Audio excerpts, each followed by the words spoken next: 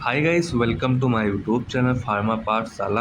आज का हमारा टॉपिक रहने वाला है फॉर्मुलेशन ऑफ टैबलेट के बारे में। तो इसमें जो देखिए, जो हमारा फॉर्मुलेशन होता है टैबलेट का, यह रिक्वायर होता है फॉलोइंग कॉन्सिडरेशन। मीन जो हमारा एक कॉन्सिडरेशन होता है, जब हम टैबलेट का फॉर्मुलेशन करते हैं तो हमें पता होना चाहिए कि हमारे जो टैबलेट में एक्टिव इंग्रेडिएंट होते हैं उनके क्या क्या कॉन्सिडरेशंस हो सकते हैं। यही हम देखेंगे इस पूरे वीडियो में एंड इसका मैन्युफैक्चरिंग देखेंगे।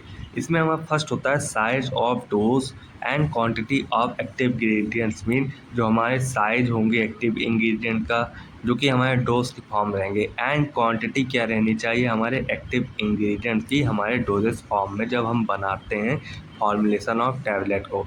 And stability of active ingredient, हमारे एक्टिव इंग्रेडिएंट की स्टेबिलिटी कितनी होनी चाहिए ये पता करेंगे हम बिफोर फॉर्मुलेशन। एंड जो हमारा थर्ड होता है यह होता है सॉल्युबिलिटी ऑफ एक्टिव इंग्रेडिएंट। हमारे जो एक्टिव इंग्रेडिएंट है उसकी सॉल्युबिलिटी कितनी होती है हमारे कंपाउंड में। एंड जो हमारा फोर्थ होता है यह होता है डेंसिटी ऑफ एक्टिव इंग्रेडिएंट। क्या होनी चाहिए इंग्रेडिएंट की डेंसिटी हमारे एक्टिव इंग्रेडिएंट की।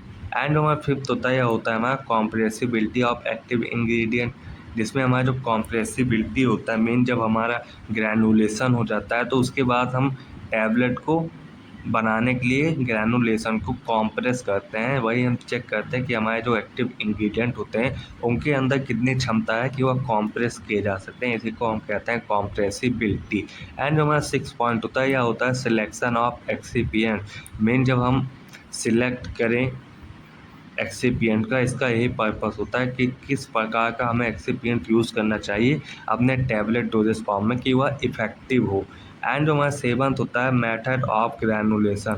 मेथड ऑफ ग्रैनुलेशन का उपयोग किया जाता है टैबलेट को कॉम्प्रेस करने के लिए, हमारे एक्टिव इंग्रेडिएंट को कॉम्प्रेस करने के लिए बिफोर द टैबलेटिंग। एंड जो हमारा 8 पॉइंट होता है यह होता है कैरेक्टर ऑफ ग्रैनुलेशन। क्या कैरेक्टर होना चाहिए हमारे ग्रैनुलेशन के लिए। एंड जो हमारा 9 पॉइंट होता है यह होता है टैबलेट प्रेस। मीन किस प्रकार का प्रेस करना चाहिए हमें टैबलेट में। एंड क्या टैबलेट का टाइप होना चाहिए, साइज एंड शेप, कैपेसिटी, क्योंकि जो हमारे टैबलेट होते हैं ये डिफरेंट साइज में अवेलेबल रहते हैं जो कि डिपेंड करते हैं हमारे टैबलेट पर। एंड जो हमारा 10 पॉइंट होता है इसका एनवायरमेंटल कंडीशन होना चाहिए। मीन हमें ऐसे टैबलेट बनाने चाहिए जो कि इन्वायरमेंटल में स्टेबल रहें, ख़राब ना हो जल्दी से। एंड जो 11 पॉइंट होता है यह होता है stability of the final product. Mean last में हम चेक करते हैं कि हमारे जो स्टेबिलिटी है एक्टिव इंग्रेडिएंट के, हमारे प्रोडक्ट जब लास्ट में बन जाता है तो उसकी हम स्टेबिलिटी को चेक करते हैं। एंड जो 12 पॉइंट रहता है लास्ट पॉइंट है, ये हमारा होता है bio availability of active drug content of the tablet. Mean last में जब हमारा टैबलेट फॉर्म हो जाता है तो इसकी हम बायो अवेलेबिलिटी को चेक करते हैं। सो ये हमारा होता है फॉर्मुलेशन ऑफ टैबलेट।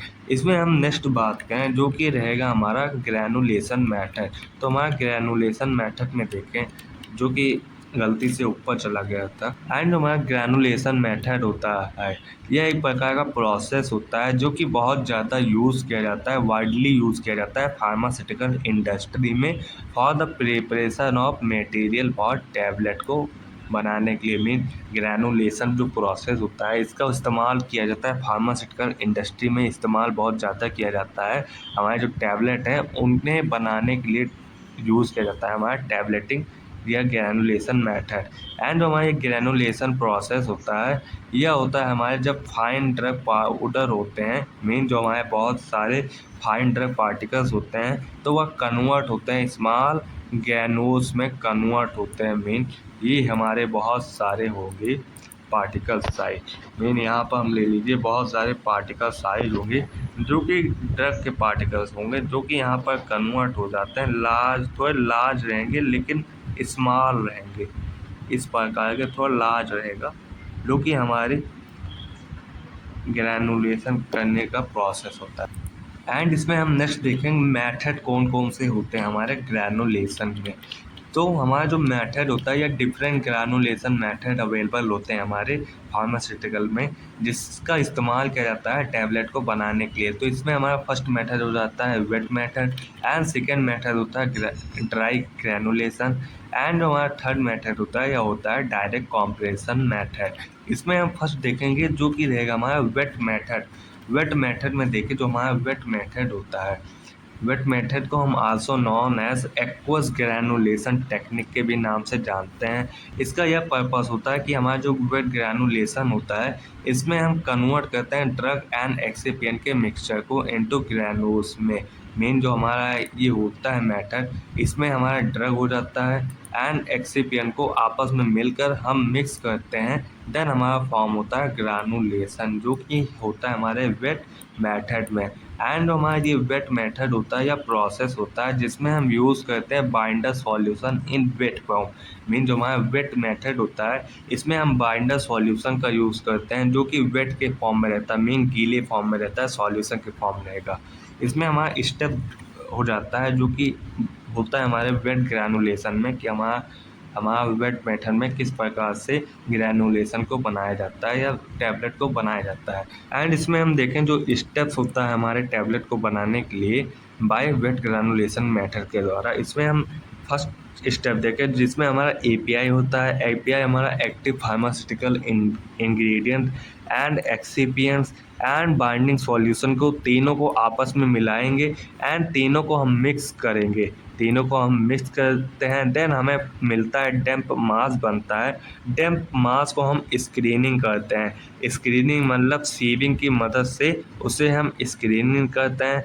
देन हमारा वेट ग्रैन्यूल्स फॉर्म होता है। वेट ग्रैन्यूल्स को हम ड्राई करते हैं। ड्राई करने के बाद स्क्रीनिंग करते हैं। स्क्रीनिंग मतलब हमारे साइज होते हैं सीव के, उनसे हम पास करते हैं जिसे हम कहते हैं स्क्रीनिंग। एंड लुब्रिकेटिंग करते हैं। देन लुब्रिकेटिंग के बाद हम इसे कॉम्प्रेस करते हैं। कॉम्प्रेस करने के बाद हमारा टैबलेट रहता है या मिल जाता है, हमें फॉर्म हो जाता है हमारा टैबलेट डोजेस फॉर्म, जो कि होता है हमारा वेट मेथड में होता है।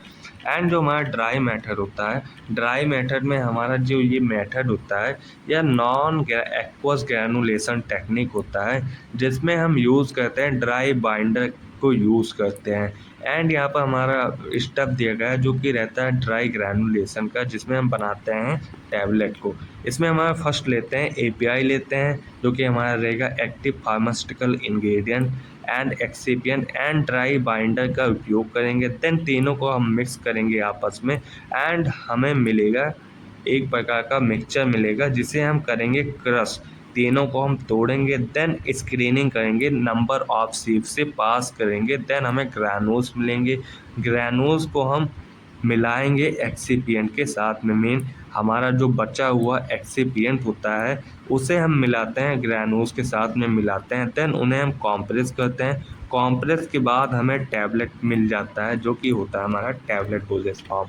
एंड जो हमारा डायरेक्ट कॉम्प्रेशन मेथड होता है, इसमें हम डायरेक्टली यूज़ करते हैं एपीआई एंड एडजुवेंट्स। एडजुवेंट्स हमारे एक्सिपिएंट होते हैं, इन दोनों को हम आपस में मिलाएंगे या मिक्स करेंगे या ब्लेंड करेंगे, देन हम कॉम्प्रेस करते हैं। कॉम्प्रेस के बाद हमारा डायरेक्ट टैबलेट मिल जाता है, ये हमारा डायरेक्ट कॉम्प्रेशन मेथड होता है।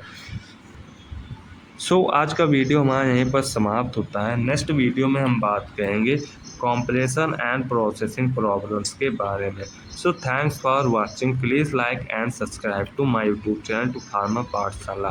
Thanks for watching.